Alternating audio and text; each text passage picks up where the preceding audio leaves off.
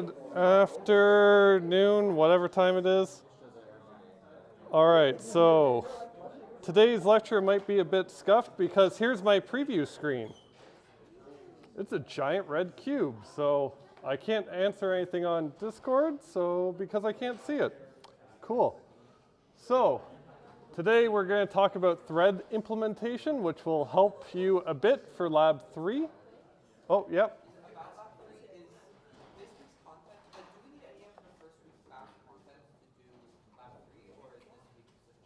So this week should be sufficient. So this will be like the broad overview, and then we'll get into some nuts and bolts thing tomorrow, and we'll finish up virtual memory tomorrow, and then that'll be it. So you can start Lab 1 or Lab 3 right now, but it might be a bit, So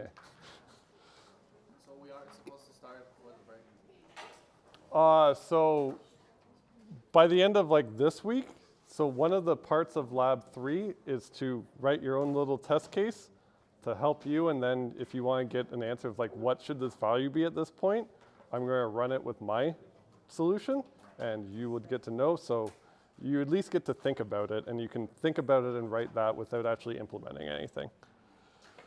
So let's get into it today, and then we'll get into some more fun stuff. This really sucks that I can't see my own screen.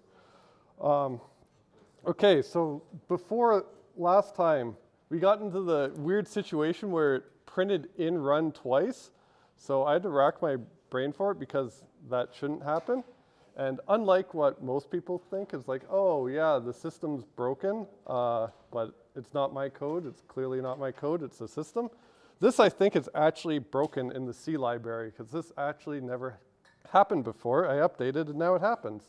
So you can get an idea of what happens here that we'll go into more details today, but there are two writes from the same process or thread, and one writes in run and gets unfinished, but actually succeeds. And then this is the other thread that has a different number, and it calls the write for in run. So there's some, everything's in the same memory space, so there's clearly some problem here that is newly introduced, and I'm not going to fix it, but that should not happen. But that's actually a bug in the C standard library, which is a new one. So yeah, you should never see that in run, what we did yesterday. You should just see in run in main or just in main, and that's it. You shouldn't see in run printed twice. But it happens that the main thread is actually printing in run, which shouldn't be possible. So that's cool. All right, so we're going to discuss why things like that might happen today. So there's a few different multi-threading models you might do. So the question might be, well, where do we implement threads? And there are two types of threads. There are user threads and kernel threads. And we're going to see both in this course. So user threads means they're completely in user space. The kernel doesn't care about it. It doesn't treat your process any differently. So back in the first year when you had a program, it started executing main.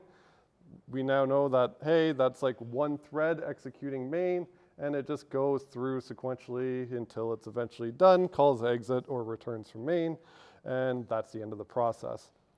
So if you implement threads in user space, that's still the same thing. According to the kernel, you have one single thread of execution, but in user threads, you're causing that thread to jump around, and you are writing all of that yourself, and that's what you are doing in Lab 3. So the kernel doesn't know what you're doing. Valgrind doesn't really know what you're doing. That's why I provided you a new, so one of the things that's in a thread is a stack. I provided you a new stack function that registers it with Valgrind. Otherwise, you're going to get like 10,000 pages of errors, and you're going to think you have memory leaks and really bad things going on, and it's going to be impossible to debug. Yep. So if the kernel doesn't know about the different threads, does that mean that you only have one thread running at a time, and that's managed by you? Yes. Okay. Yeah. So in Lab 3, only one thread will be running at a time. Sorry? Concurrent but not parallel. Yes. Yeah. So in this case, it would of course be concurrent and not parallel because there's only one real thread running. Why would we So, Or is it useful? so it's useful. It does make things easier to program if you want to do a lot of things concurrently. And if you switch fast enough, it looks parallel. So if you only had one CPU core back in the day, that's your only option. And it does make some problems easier to express, right? If you just have threads and you want to work on little things here and there, well, using threads is good even if you have a single core. But yeah, so what's more useful is kernel threads. That means the kernel knows about the threads, and you can have more than one, and hence you can have parallelism. But of course, that's up to the kernel. But for kernel threads, the kernel manages everything for you. You don't have to allocate a stack to your threads. It's all done for you. You don't have to, allocate any bookkeeping information or do anything like that. The kernel all does it for you. And you also get parallelism out of that because the kernel can schedule threads just like processes, schedule them across multiple CPUs or do whatever it wants. While if you're doing user threads, the kernel only knows about one, can only schedule one. So no matter what, the threads are going to require a thread table of some sorts. So similar to like the process table we saw before, but much more limited. So it could be in user space or kernel space, depending on if you're doing user threads or kernel threads. So if you're doing user threads, which you are doing, you also can't use the kernel scheduling. You have to do your own scheduling because you have multiple threads. And I see a wide open face, but what's the easiest way to schedule something that we saw? First come, first serve. So luckily, that's your scheduling for the lab. So first come, first serve, it's just a queue. Put things or take things at the front, put them at the back. Easy way to schedule something. So you'll have to do that, and yeah, in the lab, it's first in, first out.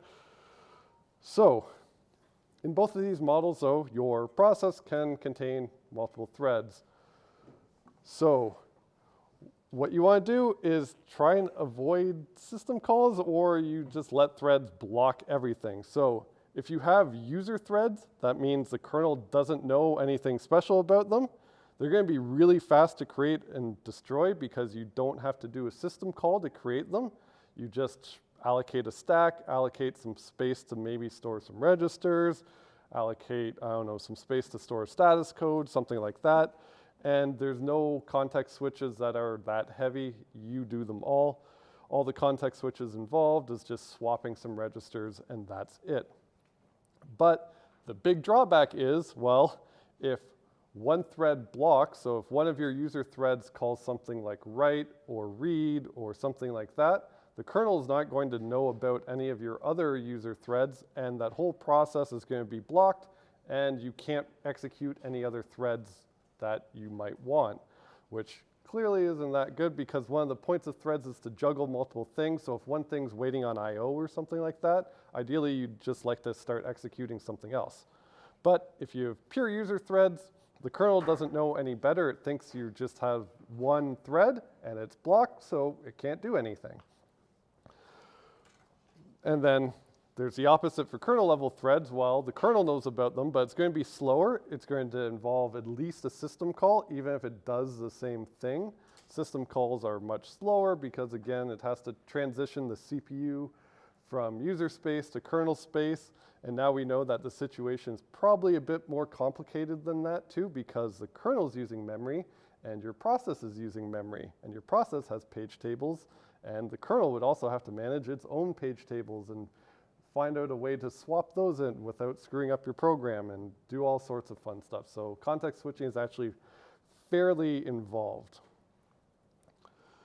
So all of these threading libraries, you're going to run in user mode anyways. It's just whether or not the kernel knows about the threads.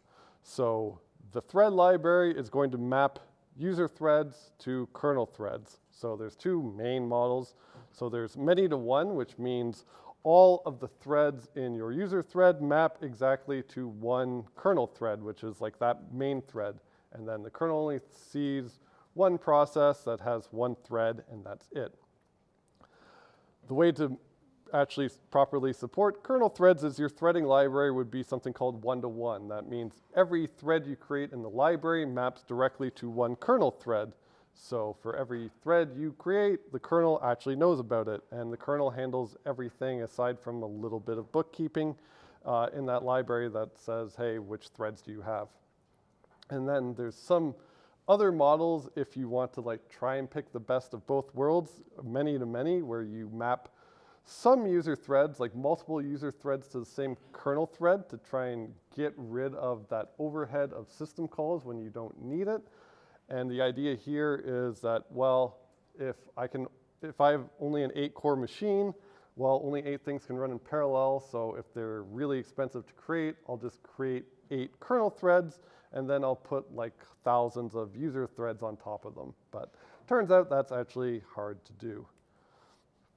So this is lab 3. So OnetoOne is that pure user space implementation. So it's going to be fast. It's going to be portable because what you're writing is just C code. C code, you know, it's essentially a portable assembler, if we like it or not. And it doesn't depend on the operating system, just on the standard C library. And if you have a standard C library, you could potentially use your threading library on that. But the drawbacks, again, are the kernel doesn't know about them. So if one thread blocks, everything else blocks. You can't execute anything in parallel because it would all be concurrently, because the kernel only knows about one thread. So you can switch between things you are doing. Remember, switching is concurrency, but you can't do anything in parallel. So if you have one-to-one, that means we're using kernel threads.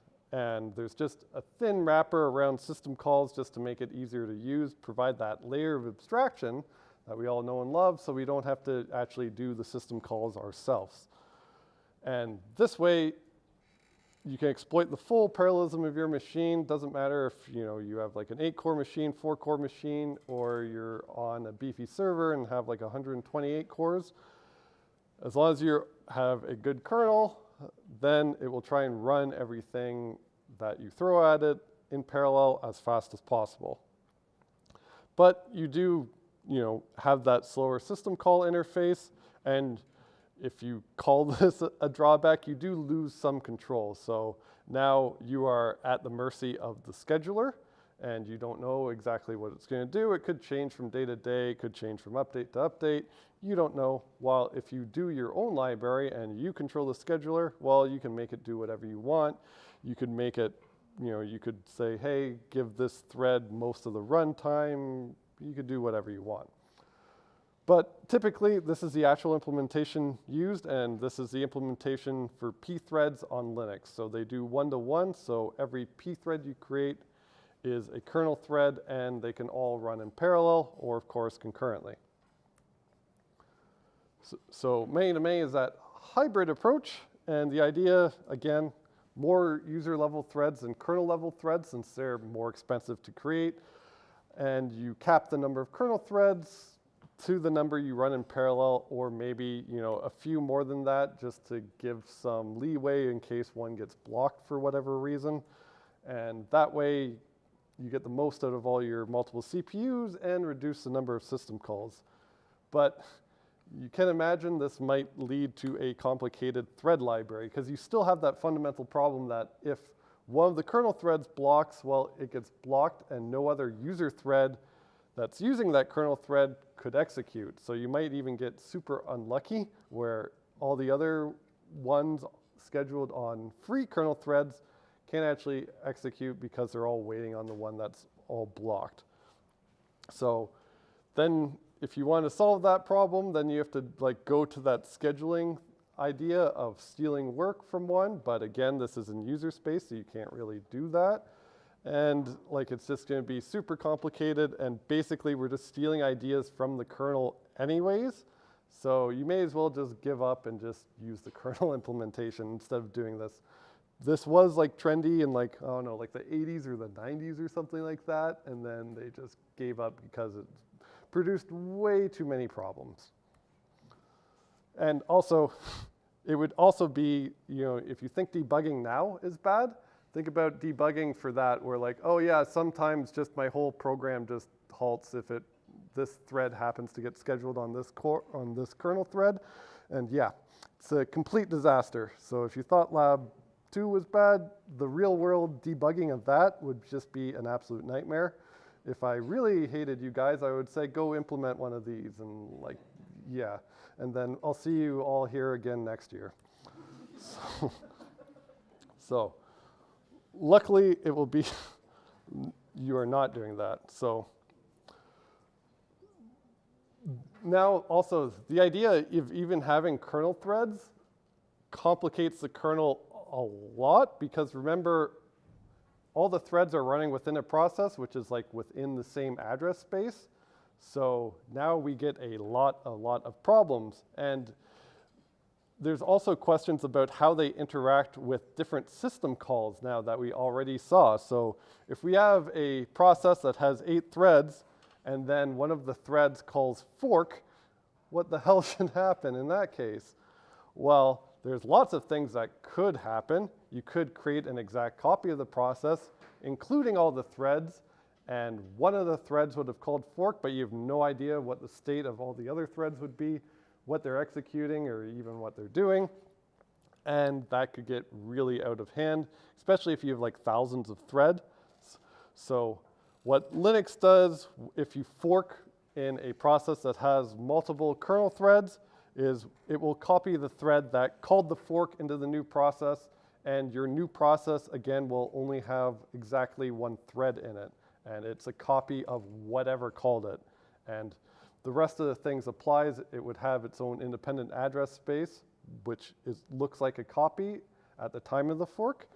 But that's it. So that new process would only have a single thread. So now if your new fork process calls pthread exit, well, it's kind of like the detached thread scenario before. If all of the threads happen to call pthread exit, it's going to exit the process. So now, since our new process only has one thread, if that one thread calls pthread exit and it was the only thread, well, it's going to exit the process now. And that's like caveat, at least as far as I can tell from the documentation, because as you also know, that reading the documentation sometimes is ambiguous and kind of crappy. So as far as I can tell, that is true.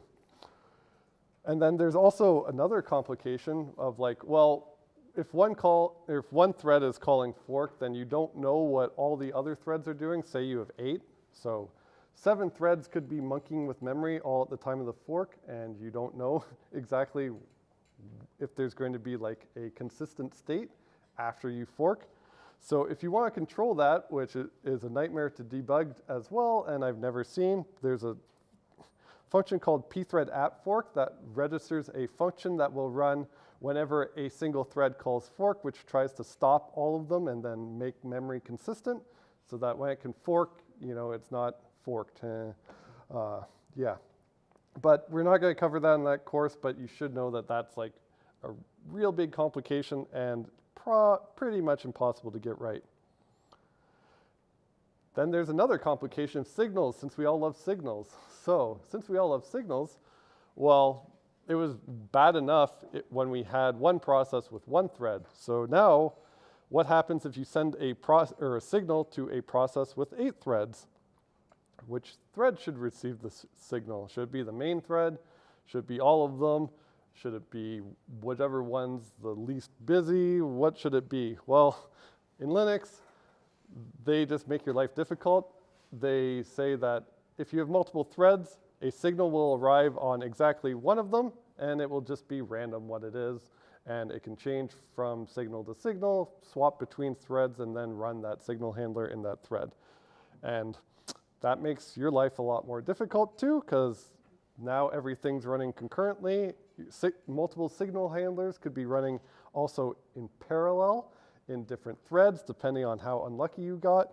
And you can see how this quickly spirals out of control. So people didn't even like signals when it was a single thread. Multi-threads, it's even worse. But thankfully, you're done with signals now, so we can rejoice.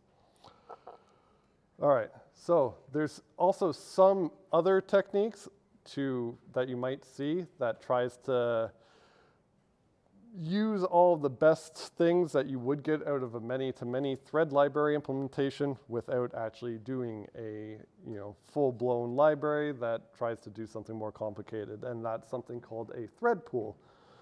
So what it does, the main goal, the many-to-many, is just to create things really cheaply. So one technique you could do is create a thread pool that creates a set number of threads, of kernel threads, whenever you start your process, and never destroys them and keeps on reusing them. So the idea is, well, you have something that's like just a thread dedicated to queuing some tasks, and then all of those kernel threads stay alive for the entire duration of the process, and all they do is wait for a task to come out of the queue, and whatever thread is currently not doing anything just pops something off the queue, does work with it, and then when it's done, it goes back to getting the next thing from the queue. So you only create the threads once, and this works really well if you want that parallelism, but you're trying to parallelize a lot of really, really small operations where the cost of creating a thread might take longer than actually just doing the operation itself. So this is a solution to get around that. So you just pay the cost to create threads once, and you consistently reuse them over and over again. When there's no work, put them to sleep, yield them, do something. Yep. This is kind of like your own mini operating system. Yeah. So that. Operating system within your own program. Yeah. So this is kind of like a mini library, but it's pretty simple, right? I'm reusing kernel threads, and it's just I stick a queue on them. So there's tons of different people that implement thread pools. Like I think it's in the C++ standard library now. So there's many different implementations for this too, but the idea is pretty simple. You could even implement it yourself. But so back to the lab. So this is what you are implementing many-to-one. So remember that like process state diagram we saw in lecture, like 4? Well, it's the same idea for threads, except threads have the same lifetime, but they just share the same address space. So there's going to be the same state diagram you can keep in your head, or maybe you want to track as part of your thread control block, which is just the bookkeeping information associated with each thread. So this is the lifetime of a thread. So when you call what create, also I'm proud of myself for that name. It's hilarious. It doesn't take much to amuse me. So when you call what create, that creates a thread. So it should bring it from the created state to this waiting state. And again, you could call waiting just ready, so it's able to actually get scheduled and execute.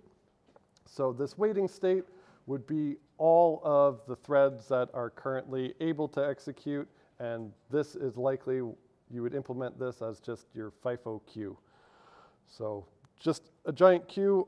We might go over a queue library you can use so you don't have to implement a linked list again, and we'll do that tomorrow. And tomorrow we're going to finish up virtual memory, and then we'll do like lab 3 stuff. So eventually, when threads get scheduled to run, when you pick them from the front of your FIFO queue, they would go from ready or waiting to running. And remember, because you are implementing pure user thread libraries, only one of your threads can execute at a time because you're essentially just sharing the same kernel thread over and over again. So only one of your threads will be running at a particular time. And when it's running, the model we're doing for this lab is they're going to be cooperative user threads. So the only way you take the CPU away from them is if they actually consent to it by calling something called yield. So if they call yield, that means it's going to give up its turn, go to the back of the ready queue or the waiting queue, whatever you want to call it, and then the next thread is going to run. And this would happen until eventually a thread either calls what exit, which would actually terminate that. But again, like processes, as soon as we're terminated, and you'll get a good idea of this, when we're terminated, we can't actually clean up all of our resources yet. So we have to stick around and be in that terminated state. Essentially, you're like a zombie thread at that point, and you have to wait for someone to join on you. Now, what happens on a join? Well, the running thread might call join, and if it joins a valid thread, well, it would be blocked such that it can't execute anymore. So you should just make sure it doesn't go into your ready queue because it's waiting on some thread to actually terminate. Or it might just already be terminated, in which case, it would just read the status value and go to the ready queue again. But if it needs to wait, it would go in that block state where it can't actually execute anymore. And then when whatever thread it's waiting on actually terminates, then you can actually free all the resources from the other thread you waited on because it's now no longer use. You can't run it anymore, and it can't execute anymore, so you can actually deallocate its stack and everything to do with it.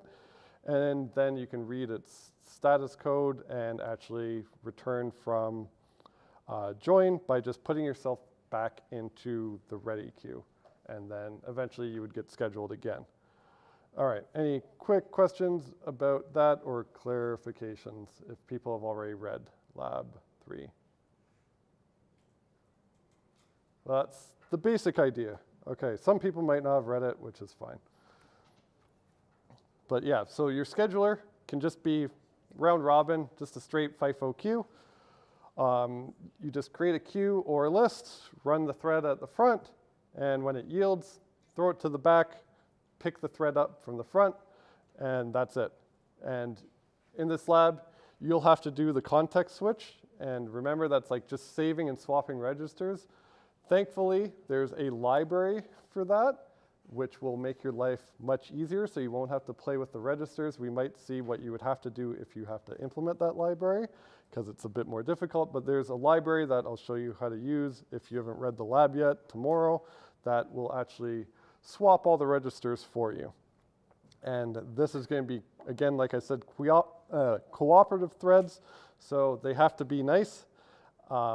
Next would be preemptive threads, but I probably won't do a lab for it. So as soon as you do this, well, the way to make the threads, your cooperative threads, preemptive threads is, well, all you do is essentially force threads to call yield, and suddenly you have preemptive threads. So if you have a mechanism to force threads to call yield, you can easily make them preemptive threads. So most of the heavy lifting is just doing the user threads with cooperative scheduling. And because you control everything, and nicely, since everything is defined as FIFO, and you only have one thread, everything has a deterministic order, so it should be significantly easier to debug.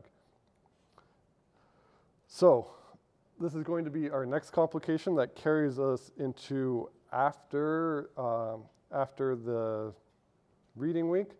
And this will not be on the midterm, but this gives us an idea of like the complication that threads brings. So let's create a little program.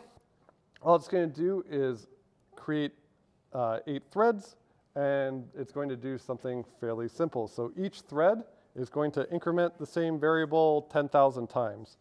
So the question is, well, what should the final value of that variable be? So if the initial value is 0, and we have 8 threads, each incrementing at 10,000 times, what should the final value be?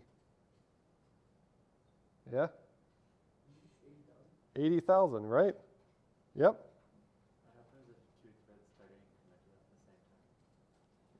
same time? Yeah, so that's the complication. What happens when 2 threads try and increment at the same time? So if I gave this to you, you would probably say, hey, that should be 80,000. That would make sense because, 8 threads 10,000 times, 8 times 10,000, it's 80,000. So let's go ahead and look at it because guarantee that's not what's going to happen because that's never what happens. Oops, I didn't open it. So, oops. So in here, let's read the code. And it's going to actually kind of look similar to how you use your library a little bit, except your library is a lot simpler.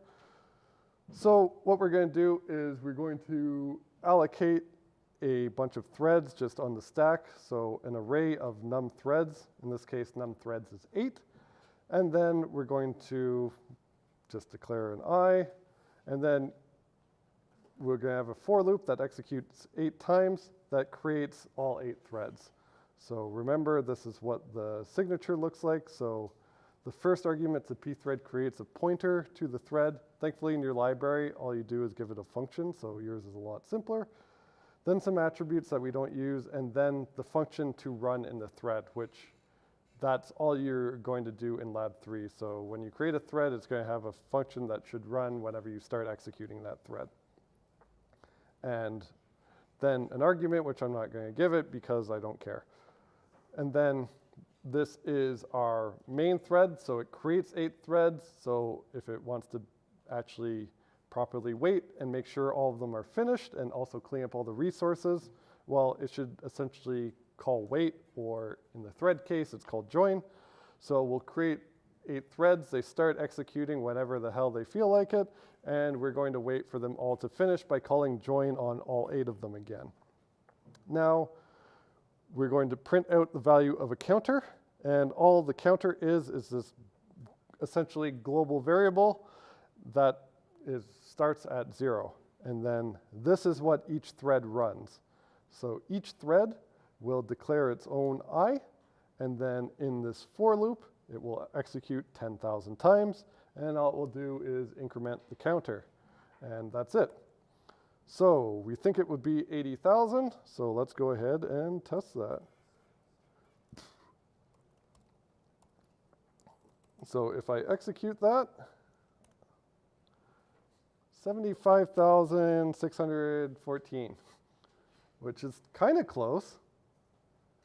71,000, okay, I'm worse. 76, 55, wow, that was terrible. 64, 68, we're getting worse. Hey, so this is what makes things hard too. So this is actually a case where you would commonly see the number be wrong, but even in this case that has a very high likelihood of being wrong, sometimes it's right.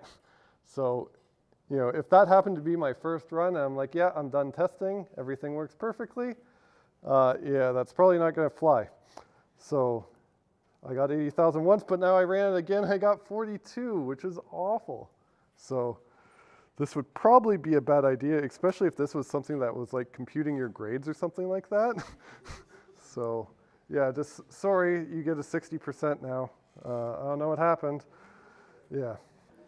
So that is what we will solve when we come back from the midterm, but any questions about that, or like any guesses as to why that is actually happening?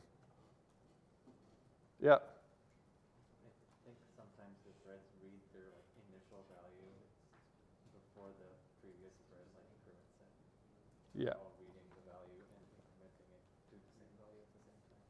Yeah, so what's happening here, if you didn't hear that, is basically this, the problem is with the plus plus counter.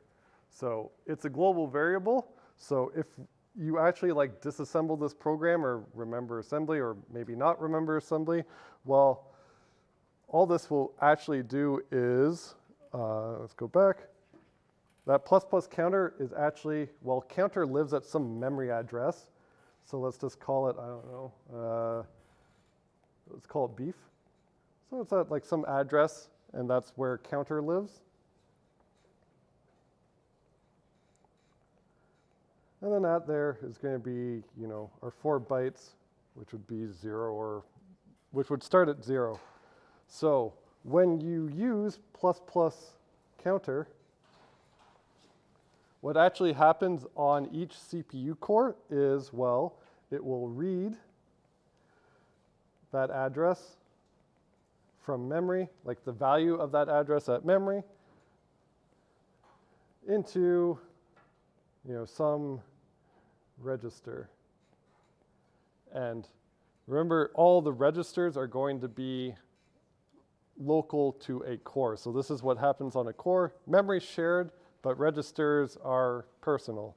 So CPU 1 would read that into its register, and then the other part of plus plus counter is, well, say it goes into register I'll call it register 1, whatever. Well, the next thing your CPU is going to do is increment register 1. So now if it read a 0, it would have read a 0 into register 1, and then increment register 1, which would make it a 1, and then it would write that back out to memory. Write 1 to whatever that address was. Well, now we have to keep in mind what's specific to a thread and what is not specific to a thread. So this is one thing that would happen on, I don't know, call it thread 1. Well, what might happen, because we have, even if you only have one CPU core that's, that's concurrently swapping around the thread, what might happen is this. We have thread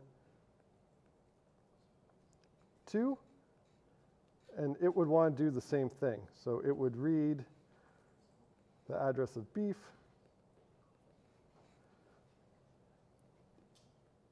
into its register 1, and then increment register 1, then write reg 1 to beef, whatever.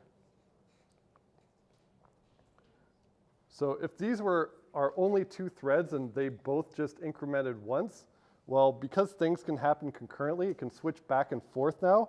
What might actually happen is this. So what might happen is thread 1 starts executing, it reads from memory, and it would read the initial value of 0. Someone needs to answer their phone. All right, so it would read the initial value of 0 in thread 1, and then we might actually, at this point, before we even increment it, swap over to thread 2. So if we swap over to thread 2 and read the memory location, well, it would have read a 0. And now at this point, it doesn't matter what happens next. Thread 2 could go ahead, continue executing. It read that 0 into its register, which is personal to it. Doesn't matter, it won't change. Then it would increment that register from a 0 to a 1, and then it would write the value 1 to beef. So now it would look like counter equals 1. And now thread 1 might switch back to thread 1 and it can finish executing. So it would do the same thing. It read a 0 into its register, and then we swapped away from it. So when we swap back, its register is still going to have the value 0 in it. So it would also increment that register to a 1, and then it would write 1 to beef, and then it would just write counter equals 1 again. So instead of one thread writing 1 and then the other thread writing a 2, well, they both end up just writing 1 because one saw kind of a still value. Yep. So we can't control like when we do the switch between these threads? Nope.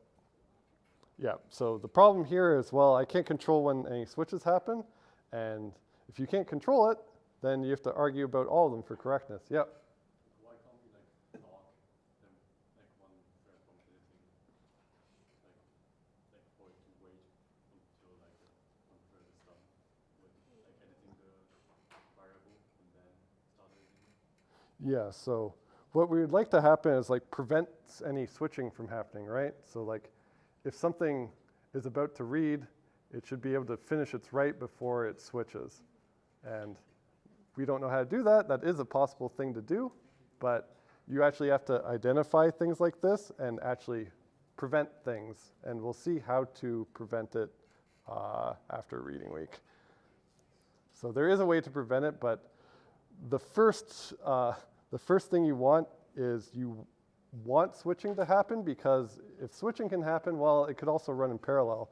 But now, if I have a mechanism to stop this from happening, well, then I can't run them at the same time as well, right? And now it might not be great. Yeah. Oh. If like a reader reg takes, like, it just shows my time. Yeah. That like in the switching between threads, it seems like it's like unreasonable for it to be so fast that like every read and write is getting interrupted.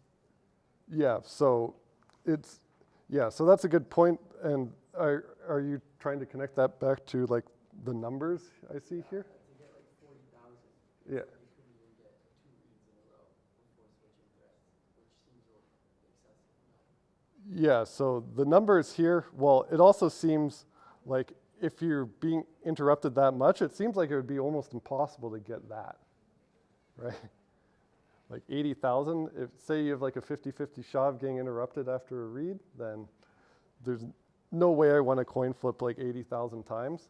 So what's more likely happening here is each thread is, just reading, and then writes, and then it switches to another one which already wrote a value that's way stale.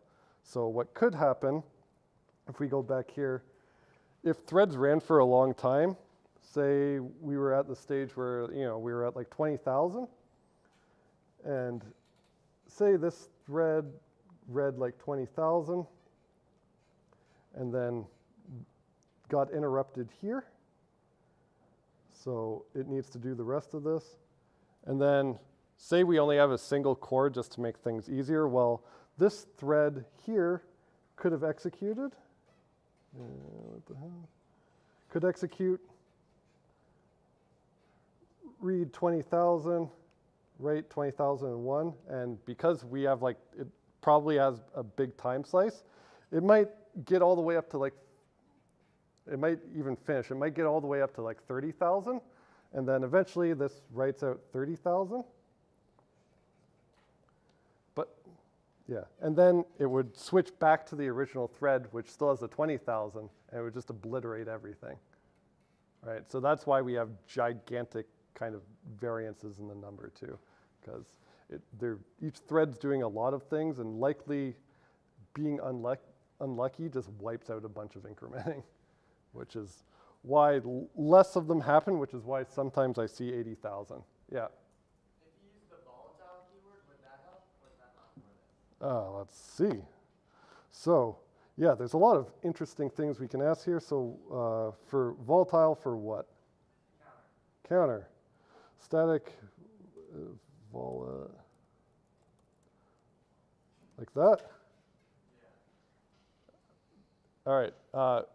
Who knows what volatile means?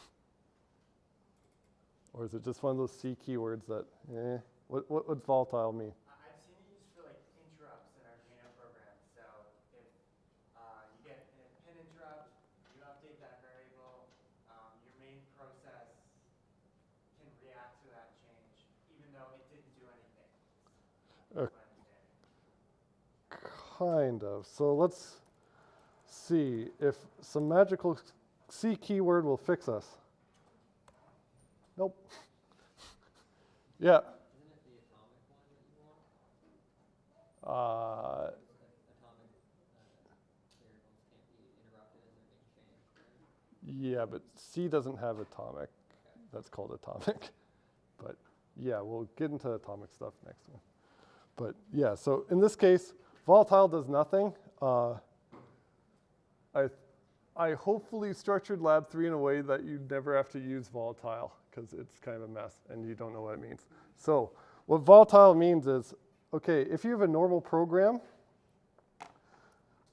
say I have a normal program, and I do in x equals 2, and then,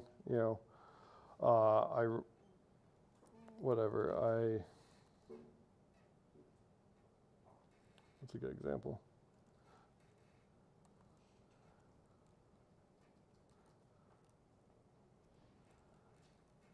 Okay, this kind of gets into compilers, but say I have something like this, where I have x equals 2, and then I have y equals x plus 3, then z equals x plus 6. Well, every time I access x, I'm reading from memory, but I'm expecting that, hey, in a normal program, if I set x to 2, and then I read it for y, it should still be 2, and then if I read it for y or z, it should still be 2. So I actually don't need to read it from memory again. I can just reuse whatever I wrote from memory, right, to compute both of these. What volatile do, will do is force a memory read every time you access it, because what Volatile is meant for is memory changes without you doing anything. So that's what it's for. So if you have like hardware, like an Arduino or something like that, you might be looking at some memory that something else changes.